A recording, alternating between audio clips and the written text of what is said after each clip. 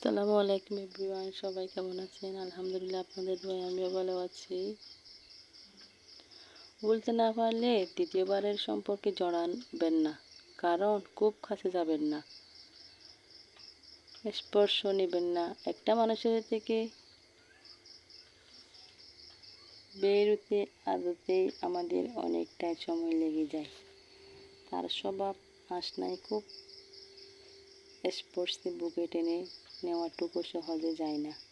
মানুষ জেদ করে হেঁটে চলে যায় বহুদূর, তবুও কারো মন থেকে এক পাও নড়তে পারে না।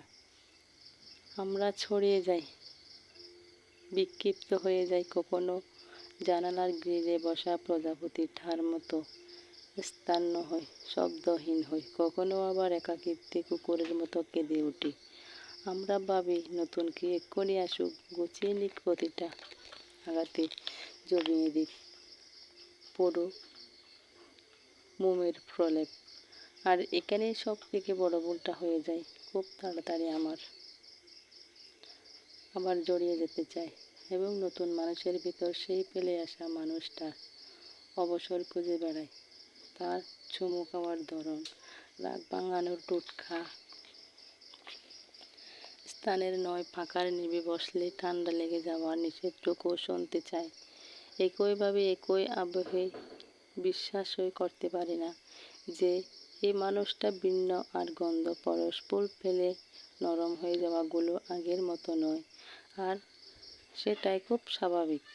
এতে হিতে বিপরীত হয়।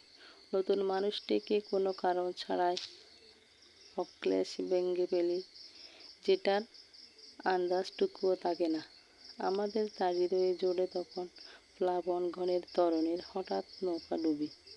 তাই সম্পূর্ণ বলতে না পারলে কোথাও যাবেন না।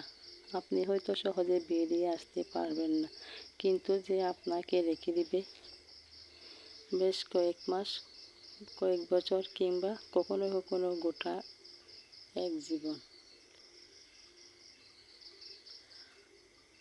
আমার এই গল্পটা কেমন লাগছে অবশ্যই জানাবেন। এখানে অনেকে ভাইরা মনে করে যে এটা আমার জীবনে ঘটে যাওয়া গল্প, এরকম মনে করে। আসলে এখানে ফেসবুকে যখন কাজ করতে এসেছি, আমাদেরকে অনেক কিছু সত্য আর মিথ্যা নিয়ে তো বলতে হয়। অনেকে মনে করেন এটা আমার জীবনে ঘটছে, তাই বলছি। আসলে এটা না। দেখেন কি সুন্দর ফুলের বাগান আমার। এর আগে একটা গাছ দেখছিলেন, এই গাছটাকে এঁকেছিলেন। এতক্ষণ আমার সাথে থাকার জন্য ধন্যবাদ সবাইকে।